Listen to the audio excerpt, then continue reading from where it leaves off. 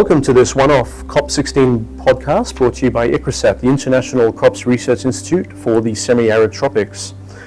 This episode offers a glimpse into ICRISAT's formal monthly series launching this January, where we'll explore some of the most pressing global challenges facing agriculture today, dryland agriculture in particular, and indeed some of the most interesting innovations being developed. My name is Ramon Pichi, Director of Communications. In today's episode, we're exploring the vast and dynamic world of drylands themselves, regions that cover nearly half the planet and are home to over 2 billion people. As the world prepares for COP16 in Riyadh, Saudi Arabia next week, dryland landscapes are taking center stage in the global climate conversations, with scientific research playing a crucial role in shaping solutions. And the head of that research at ICRISAT is Dr. Stanford Blade. Welcome, Stan. Thank you very much, Ramon. It's a pleasure to be here. Thank you. We'll come back to you very shortly. By way of background, Stan is the Interim Director General and Deputy Director General Research at ICRISAT. He brings a wealth of experience and leadership in agriculture, research, and innovation. Among his many accomplishments, he is Dean Emeritus of the top-ranked Faculty of Agriculture, Agricultural Life and Environmental Sciences at the University of Alberta, and an International Fellow of the Royal Swedish Academy of Agriculture and Forestry. His career includes impactful roles with the African Agricultural Technology Foundation and the International Institute of Tropical Agriculture. His work has earned global recognition, including the prestigious Queen Elizabeth II Platinum Jubilee Medal. That's quite a CV. It's very kind. Thank you very much, Ramon. That's a very gracious introduction, so I'm very grateful. Thank you, Stan. Now, Dr. Blade, you're leading a delegation to the United Nations Convention to Combat Desertification, COP16, in Riyadh next week, an important global forum. Perhaps we can just frame it and begin with the big picture first. Yes, please. As mentioned, drylands, they span nearly half the planet and support over a third of humanity. We know these regions face unprecedented challenges: land degradation, water scarcity, fragility, and conflict are just some. Maybe you could just unpack perhaps what surprising opportunities might the world be missing by not focusing on these vital but often overlooked landscapes. Yeah, thanks, Ramon, and thanks very much for hosting this podcast. Certainly, within ICRISAT, we talk about transforming dryland agriculture. That's the ethos of our organization. And as you said, a third of the population around the globe residing in dryland areas. Places like Africa, where almost 60% of the population are counting on the natural resources from dryland areas. And we know that these are the areas that really we've made some of the least progress when it comes to incorporating new innovations in agriculture and food. And we know how the work in agriculture and food connects very directly to nutrition and human health. And your question with respect to the innovations, we need to do them because there are just so many aspects. Of course, you've mentioned about the very fact about human nutrition, food security, but we're starting now to face all of the issues of climate resilience and all the rest of it. I'm just coming back from Baku from COP29, and there was a major emphasis, of course, about migration as people start thinking about difficulties in areas that just cannot maintain human activity. And of course, that creates challenges. So people start moving around the world. And of course, just the general aspect of food security, food autonomy, these are the things that we really have to work on within the dryland areas around the world. Well, interesting you mentioned migration, but what if desertification wasn't just a problem to solve, but an opportunity to reimagine the future where we rebuild ecosystems and transform drylands into vibrant, thriving communities so people don't have to migrate? Could this shift in perspective unlock untapped potential for the planet broadly? I love this question. This very much is around the systems approach. As you read from my bio, I come from an agricultural research background. For decades, we thought that maybe if we just made one tweak, if we provided a new variety or we maybe introduced certain types of fertilizer, and that was, as it turns out, a fairly limited approach to the way that we would address some of these issues. But now we see to take much more of a systems approach. That's certainly something that we're doing here in ICRISAT, but people are doing it from around the world as well. So how do we connect not only the natural resources, the land, the water, the biodiversity, the needs of all members of the community, of youth, of women, of others that are involved within the agri-food enterprise, and how all of these things are actually connected. So I think we consider much more the idea of this systems approach, and certainly there's been a phrase over the last decade or two around sustainable intensification. So what does that mean? Increasing the amount of productivity, but not leading to a degradation of the environmental aspects of a particular production system. So maintaining soil health, using water efficiently and effectively, and so this is something that we're really thinking about. So to your question about what can we do differently, of course, there are opportunities for us to understand these systems, to identify the gaps that are there. But, Ramon, we live in a biological world. Things don't stay the same all of a sudden, not just in the area of climate change, and maybe because of climate change, new pests, insects, diseases, all of these other things that start to influence those systems as well. So the opportunity in those dryland areas is very much to understand those gaps, to work with the stakeholders that are in those areas, and start to identify those very unique interventions that will make sense across the entire system so that there's an overall benefit. Interesting. And here's the big question then. Given everything you've said, could the fate of the drylands ultimately threaten everyone, even those far beyond their borders? Should somebody in Melbourne or London or New York watching this right now be spilling their coffee? Well, please be careful out there. Do not, coffee spills concerning. Again, a third of humanity live in dryland areas. We've already seen the issues that come up around political instability, concerns about people moving, as mentioned, around transmigration to other regions as well. All of that leads to the kind of destabilization that's just not good for the world. It's not good for individuals, it's not good for communities, and I think that we would make the argument that it's not good for the global population.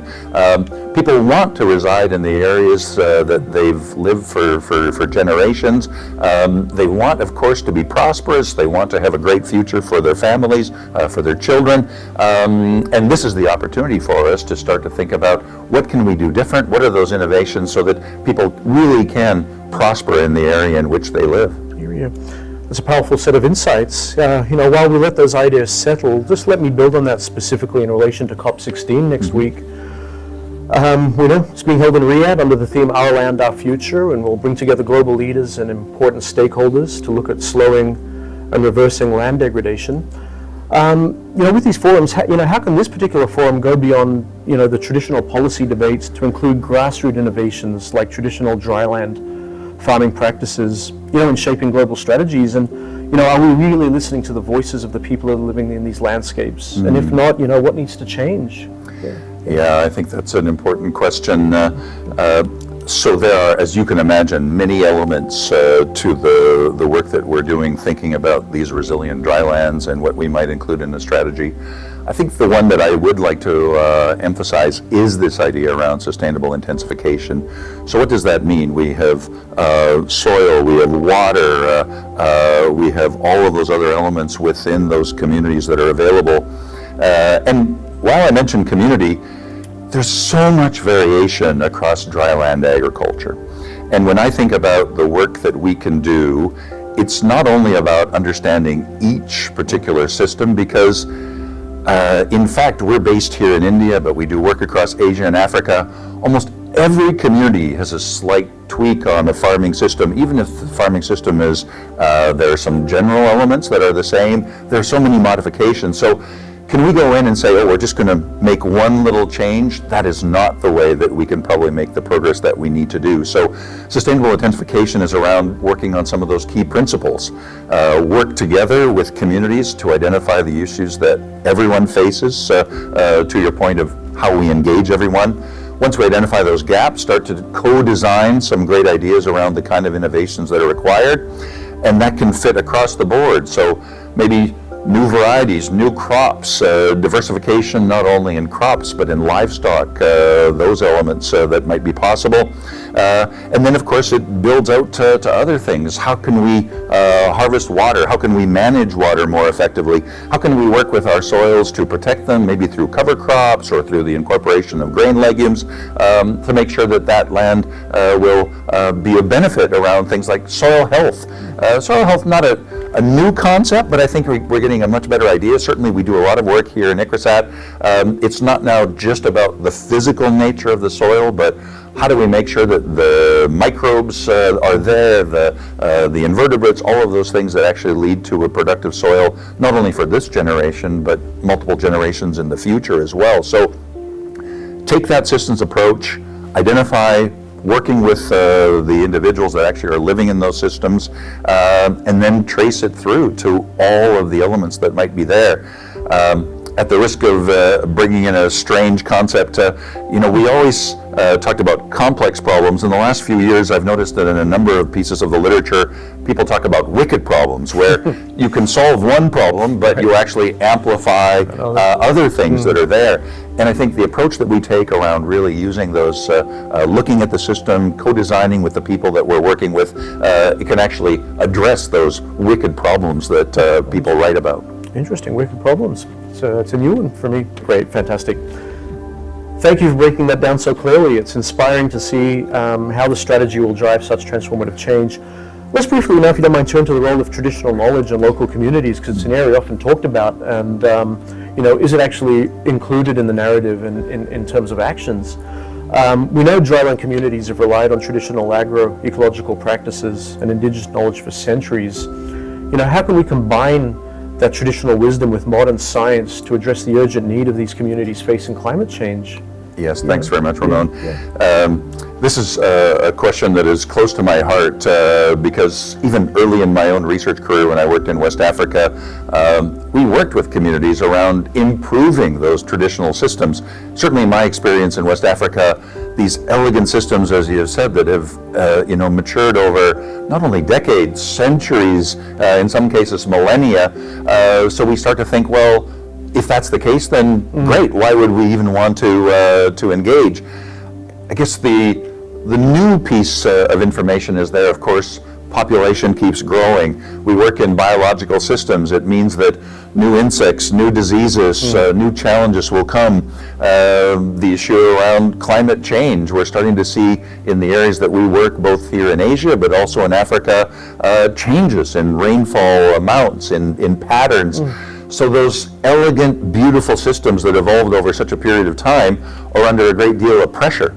So the view of the global strategy for resilient drylands is really then to think, what are those interventions that would actually amplify the benefits of those traditional cropping systems, but also address some of the issues that have turned into gaps, that have actually turned into real challenges for those communities. And we keep thinking, and I would say that this is still evolving, and I think it's true with our colleagues in ICARDA and other partners, how we engage.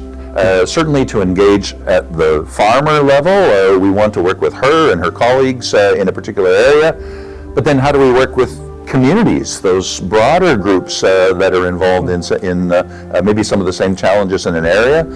But we also do work at landscapes, at regions, so I think we're taking a very a multi-focused approach to make sure that the kinds of interventions that we work with our partners to co-design, to introduce, that they actually address not only the issues from systems that developed over long periods of time, but the issues that they're facing today. Such great perspectives. Perhaps one of the most often overlooked and deserving more prominence in these conversations is the role of gender, youth, and inclusion in the whole narrative.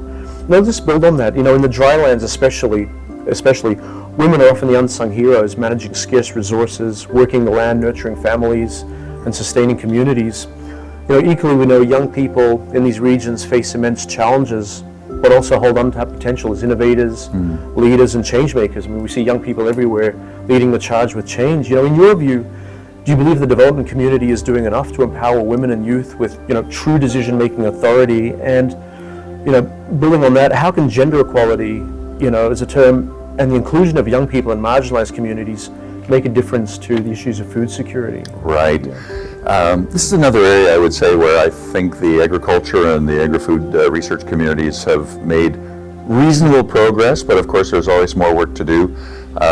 Certainly within the CGIAR, we have a real focus on gender, on diversity, on inclusivity. And I think we are now, as we start to co-create these ideas when we engage with communities, that all members of the community are involved, and there are very specific practices on how we can do that more effectively. I think about someone that I've met now on a number of occasions, Mrs. Hindu Umar, as a person that is the lead of the Fulani Women's Association in Chad. She's been very involved with UN initiatives and others, and she speaks in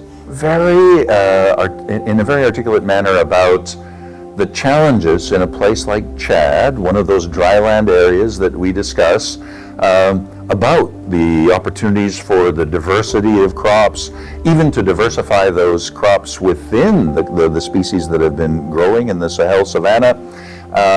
And I recall, even in some of the experiences that I've had previously in my research career, things that sometimes people don't pay attention to. In the case of the work that we were doing, the beans that we worked with, the grain legume, had high variability in cooking time. So some beans would take a very long time to cook. As you can imagine, if you're gathering firewood, if you're using thyme, all of those things, having a shorter cooking time made a great deal of difference for people within the family structure. So I think it's just taking a different lens, especially around gender, and I think especially to your question about youth, I think we need to create, working with those young people, a different vision for what the future might look like. I come from a farming background. I don't live and work on a farm right now because I was uncertain about the economic opportunities that were there. We want to be able to craft things or career opportunities, rich, important work where people can use their talents, that they can emphasize the creativity. No one wants to be a subsistence food producer. People want to think about how do we add value, how can we create opportunities. When I think about ICRISAT, even some of our startups, those are young people coming, maybe not even from an agricultural background, or maybe not with agricultural training and an undergraduate degree, but they're thinking about new food products and those kind of things. That's the kind of creativity that we want to tap in young people that are interested in the agri-food sector. Very interesting. I don't think anyone can deny the importance of gender and inclusion for what you've said, and I think what you've shared really echoes, a powerful sentiment often voiced by leaders that, no nation can succeed if half the population is left behind. Building on that, let's move to our final topic, Stan.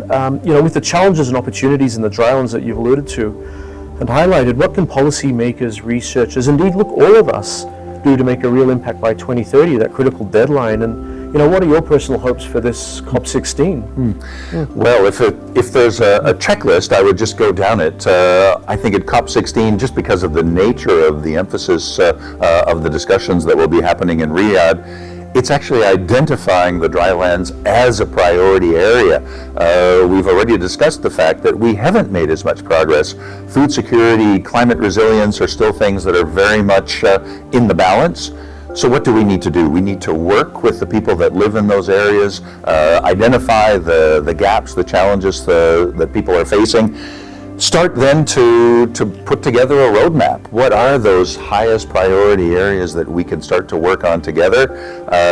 Build that roadmap around the kinds of technologies, the kinds of innovations, work out the right partners. We're so proud of being co-partners with our friends in ICARDA within this global strategy for resilient drylands, but there are so many other groups that are out there as well that we would like to incorporate. So work with the people, identify that roadmap, find the resources to do the important work once this has been identified as a priority, and then get to work. Start to do the kinds of things to deploy these ideas so that we really can have an influence and impact in the communities in which we work. Absolutely, and I think you certainly will, certainly at COP16. And with that, Stan, thank you for sharing your extremely deep insights and valuable insights with us today. I think it'll be highly appreciated by watching this. Best wishes for a successful COP16, and we look forward to reconnecting with you in the new year. Thank you very much. Thank you, Ramon. It's a great pleasure. Absolutely. Thank you for tuning in.